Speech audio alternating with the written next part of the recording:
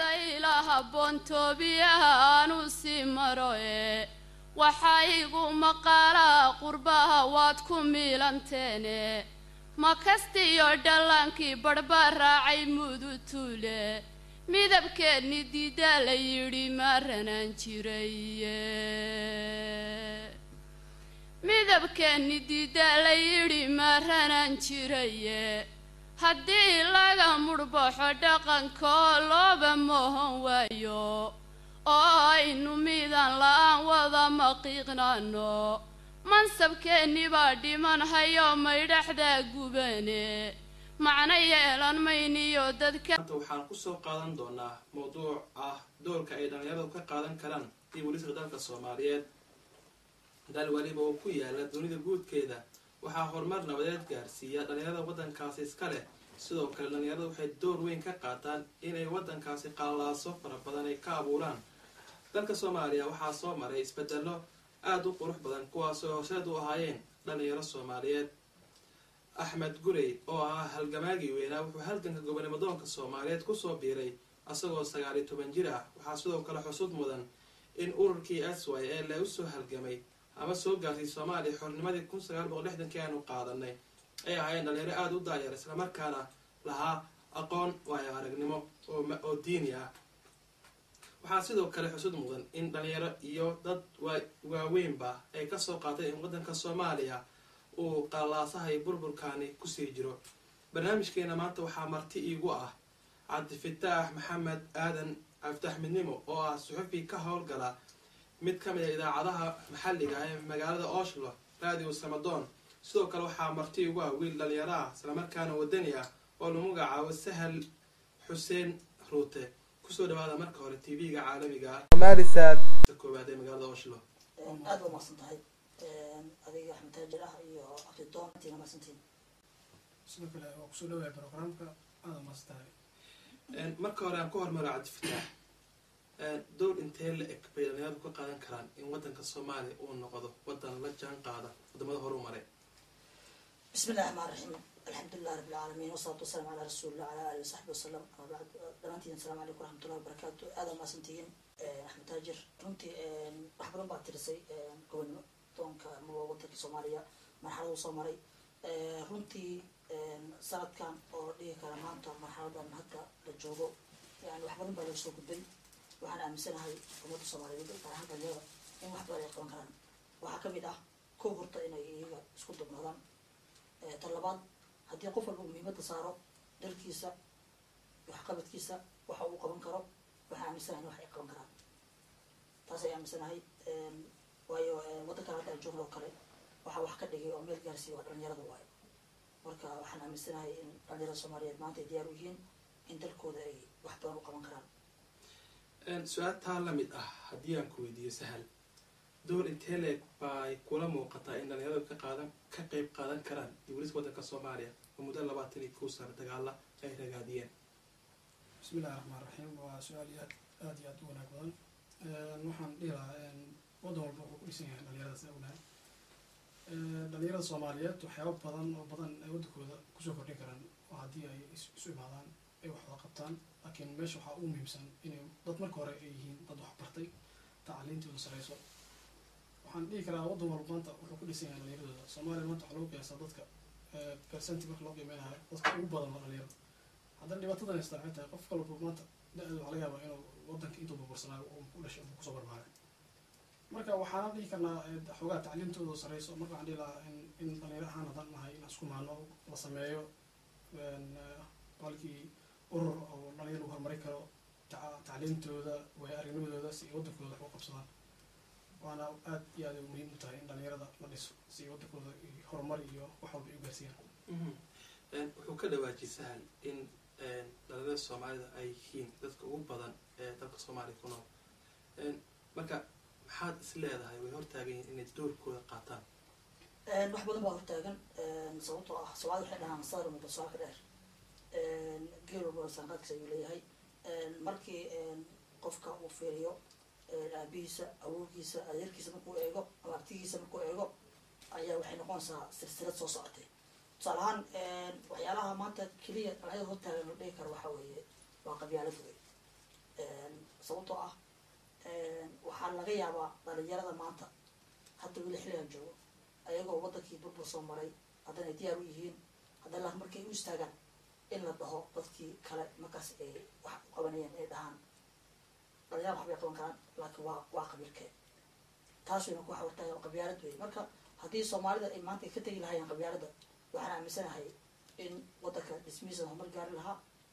tacliintan loo dareeri lahaa xataa ganacsigii iyo xataa waxaa soo laaban lahaa hataa haygalkii wadanka ayaa soo laaban lahaa marka maanta waxaa hortaagan waxa waaye waa qabyaalada hortaagan wax waa la baran karaa waxbarasho marka waa la baran jiray wax ka hortaagan maaha laakiin haddii macalinkii uu qaldan yahay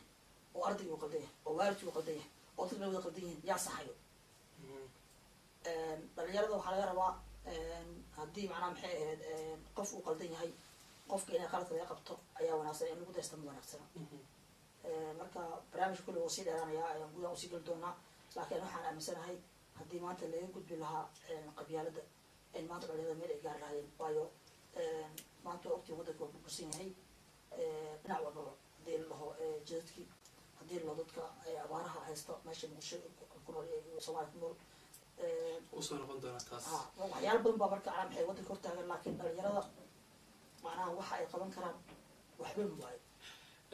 wuxuu ka dhawaajiyay in qabyaaladu ay tahay caqabada ugu weyn ee dhalinyarada haysta ama la qabtaa wallahi marna waa la qabaa laakiin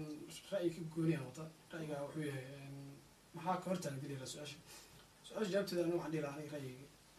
waxaa ka hortaagan dhalinyarada inaan loo isticmaalo horta marka hore inay wax qaban karaan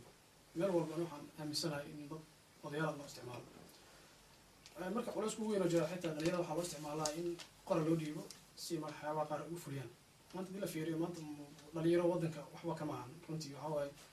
waxaa laga yaabaa in qore loo wada dhiibo oo nin walba markaas iyaga la iskorgiyo iyaga isku laayaan marka taas aan dhihi karaa waxaa waaye dadka soomaaliyeed weliba aan odayaasheena aan dhihi karaa dhalinyarada maanta iyaga u baahan inay wadankii wax ka qabtaan iyaga u baahan maanta inay wadankoodii dibdhis ku sameeyaan marka intii loo isticmaali lahaa hub ha qaadaan amba has baabiyaan oo ha iga haslayaan waxaan dhihi karaa maanta in la sameeyo sida hore u sheegaba guddi dhalinyaradaas abaabula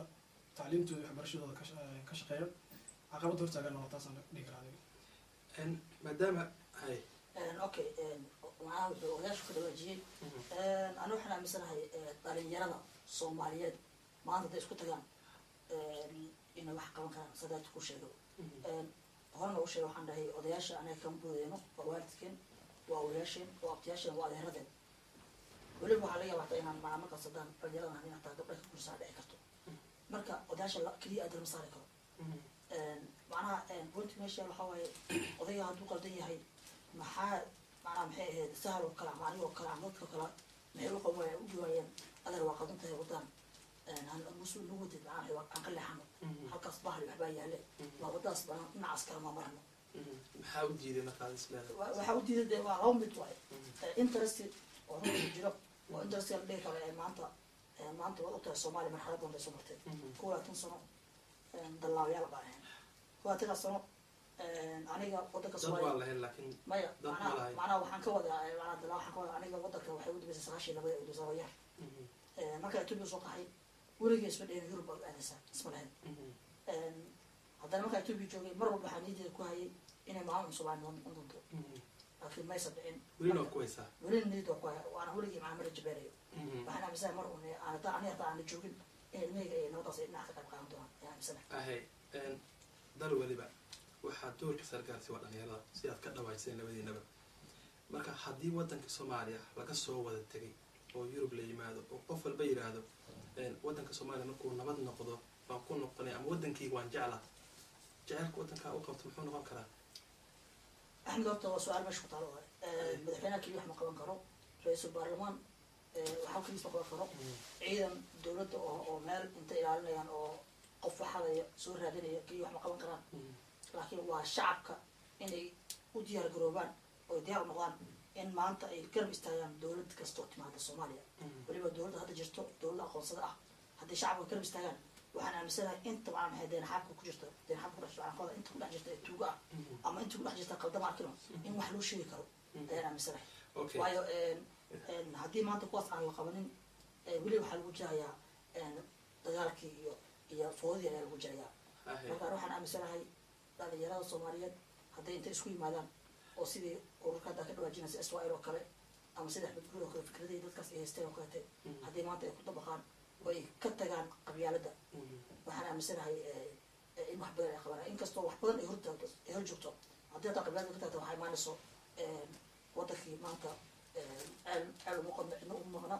dhismihii wadankaa imaanaya waxyaala badan baa imaanaya okay su-aal taa lamid ah adigaan ku weydiinaya haddii dhalinta wadankaan ka maqan ay yidhahdaan wadankayga waan jeclahay hadduu nabad noqdana waan doonaya u noqdo ay yidhaahdaan jaceylka wadanka qofkaas uu qabi kara intuu leegya hadduusan rabinba inuu ka qayb qaato dhalinta nabadda wadanka soomaaliya ka socda wallahi horta waxaa xaqiiq ah wadankan anaga waa nimid waana ku noolnaa inkastoo aanan lahayn anaga wadanka meel baan leenahay ka wada nimid waana u noqon doonaa wadankii soomaaliya dadku sidiisa horta isku mid maha qofna waxaa waaye wadankii isagoo yaroo ka yimid waa un maqlaa inay soomaaliya jirto marka dadka dhalinyarada xoogaa igo aqliga wadanka yimid maanta waxaan dhihi karaa 100% inay ka wadin jecel yihiin dadka igo yar halkan la keenay marka qof walba maanta soomaaliya ah oo halkan ku nool uu jecel yahay wadankiisa inuu dib ugu noqdo waxna uu ka sameeyo ama waxbarasho ha gaarsiiyo dad kaleeto amba waxyaaba kaleeto markaas usigo halkan ka faa'iida gaarsiiyo laakiin waa muhiim in wadanka la jeclaada oo waxaa waaye horumarkiisii aad qof walba uu ka shaqeeyaa aniga shaksi ahaan wadanka waxaa waaye anigoo aqli leh aan halkan nimid maanta wadankii maanta waxaa laga yaabaa si aniga u jeclahay qof halkan ku koray inuusan isku korin laakiin waxay ku xiran tahay waalidka oo markaa awlaad halkan joogta dhalay isuu markaa wadankii ugu sheekeeyo isuu markaa u dareensiiyo qof soomaaliyeed u yahay weliba waalidka wuu ka qayb qaadan karaa dhismaha wadanka soomaaliya haddii waalidiinta ay uga sheekeeyaan jaceylka wadanka soomaaliya iyo xiisiyuu lahaa iyo siduu ahaan jira uga sheekeeyaan waayo ayagaa soo arkay nabad ayaga ayaa kusoo dhex jiray macnaha foodada sababtoo ah markii nabadeedna way joogeen maanta oo 20 sano oo dhibaato ay ugu jiraan way joogeen marka ayagaa uga sheekeyn kara waalidiinta qaaday ma ahan dadkaada dagaalo burburka kadib guursa kama wada waxaa dadkii macnaha soo guursaday burburkii ka hor oo haddana wadankii siduu ahaa ka warhaqaya waxaa laga yaabaa ilmaha qaar maanta inay kuweydiiyaan dhahaan dalkan aan joogno ma dalkeeniba inay kuweydiiyaan laakiin waxaa misaa waalidiinta haddii maanta meesha uga sheekeynayaan maxay ahayd juxa ay uga sheekeynayaan iyo maxay ahayd waxaa wanaagsan baad leedahay in waqtiga mar wadanka inay uga sheekeeyaan hadday uga sheekeyn lahaayeen yani qof walba kaas wuxuu noqon lahaa qof aan wadankiisa jecel diyaarna u ah in maanta ana maxay dhiiggiisa iyo ana xibaalkiisa u horo okay waa tala fiican xaqiiqdii waxaan doonayaa aan dib u noqdo marka aan dib u noqdo xisbigii Somali Youth League SYL oo dhalinyaro fara badan oo xilligan nool ay sawir u yihiin in ay ku daysadaan dhalintaasi hore horumarka wadanka Soomaaliya soo gaarsiiyey dhalinyaradaas waxaa xusud mudan in ay ahaayeen dhalinyaro aad u dacyar xaqiiqdii dadku waxay yidhahdaan aqoon ma lahayn aqoon aad u yar bay yidhahdaan laakiin markaad eegid waxay lahayn aqoon diini ah waa mid ugu wanaagsan sila lahaado ka waran dhalinyaradii waqtigaa noolaa SYL dabcan haddadan goobjoog ahayn buugaagtii taariikhda bay ku qoranta SYL markaad fiirisid dhalinyarada maadaama ay dhalinyaro aad u da-yar aysan haysan xitaa aaladaha casriga ah aan maanta aniga aan isticmaalayno aysan haysan oo laga yaabo haddii ay doonayaan in ay mabda-ooda gaarsiiyaan magaalo kamid wadanka Soomaaliya ay isticmaali jireen ama lugeyn jireen ama waqti dheer ay ku qaadan jirtay inay fariinta gaarto maanta oo adduunka aad og tahay in hal daqiiqo wax ka yar aad meeshaad ku gaarsiin kartid maxaad is leedahay marka dhalinyarada xilligan nool way buuxin la-yiin kaalintii SYL wadanka Soomaaliya soo buuxisa aniga laba arrimood ay noqonaysaa dadka waagaas horta waxay ku noolaayeen waaqica maanta jira waaqic ka duwan dadka waagaas jooga waxay ahaayeen dad yani la dagaalamaya hal dad amaba dad group ah la arkayo tusaale ahaan gumaysiga in dalka laga saaro okay waa isku tegay sideen u saarnaa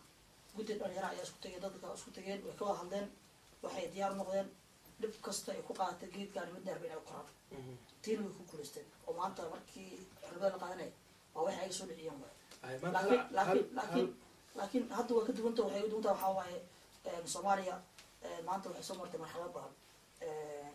macnaha maxay ahayd haddii ahaan lahayd macnaha maxay diin lagu dagaalamo oo urar kala duwan lasoo maray haddii lasoo maray maxay ahayd tii qabyaaladii lasoo maray oo la isku laayay haddii ahaan lahayd macnaha maxay ahayd in la dhaho gobolkaas maahan gobolkaan kala ka fiican la dhaho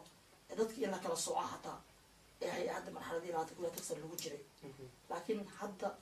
macnaha maxay ahayd sheekada hal meel isku soo biishootay waa isfahanay dhibkii macnaha qofkoodan waa aragnay meesha dhibka yimaadaan waan la soconay hadda waa la isfahmay sidee nabad ku qaadanaa waayo marka waxay keenaysaa in weliga difaacaas lagu wada jiro haddii laakiin waxaa dhan lasoo gudbo oo miiska hadalada la yimaado oo qof walba u dhaho aniga waxaan aaminsanahay in waddankaasa wax u qabto dhulkaygaan dhisto dadkayga wax taro hadduu dhaho qof walba maanta tv maqan faysta qof walba waa celinaya laakiin waxaanay maqan ficilkaanay maqan in wixii lagu dhaqaaqo sahlad adiga kuusoo noqdo astaxwad maqlaysi yani waqtigii hore ee SYL oo dhalinyarada anaga ejkeena oo kale naga siiray ahaayeen heshiisna dhigtay qabyaaladan xaqiiqadii aada uga fogaa inkastoo jirtay weliba saameyntii qabyaalada xilligaasi aysan ahayn soomaali markaa inay qabyaalad ka maqneed haddana waxaa jiray gumaysi la dagaalamayay hadda markaad eegtid waddanka soomaaliya dagaalo kala duwan oo magacyo kala duwan aan mabda iyo ujeedo gaara lahayn baa ka dhaca marka dhalinyarada xilligan nool maxaa diiday inay sawir ka qaataan dhalinyaradaasi si ay taariikh dambe u xusto والله سؤال في عوائل runtii horta dhalinyarada saan hore u sheegay waxa weyaan waxyaaba badan culeys badan haysta oo ay u gaari kareen halkaas sidoo ninkan saaxiibkii aftax ugu dhawaajiyo maanta waxaa jira waxyaaba badan oo waddankii soo maray 22 sano kadib waxaa laga yaabaa dhalinyarada maanta jirto inay da-daas jiraanba qaarkood dowladda wax la yihahaysan garan marka hore iska badaa inay gobolkii ku fikiraan inay waddankooda horumar gaarsiiyaan midda kale ay jirtaa waxay tahay dhalinyarada inaan si hore ugu sheega baan loo ogoleen inay xeerkaas ay gaaraan dad wax qaban kara carshaan ay noqdaan oo xilba horta iyaga looma saarinba haddii ay isku dayaan culas kaloo jiraa wuxuu yahay in dadka naga waaweyn oo ay isku daya inay siyaasad iyo waxyaaba ay qabtaan amba horumar waddanka gaarsiiyaan waxaa jira weli waxaa ku dambeeya xoogaa culeyskii iyo dhibaatadii qabyaaladda sababta marka nin shaksi aan isku dayo inuu qof wax qabto isagoo ay ka tahay inuu waddankiisa wax u qabto waxaa laga yaabaa nin kale inuu dhinaciisa ka hadlo yiri ninkan reer hebel wax u badanayo reer hebel wax siinayo taasna dhibaato jirta iyada soomaaliya waxaa la yidhahdaa 50% inta ka badan wax dhalinyarada maadaama ay aada ugu tiri badan yihiin waddanka soomaaliya iyay ka sugayaan in maaragtay mas-uuliyadda ay saarto iyaga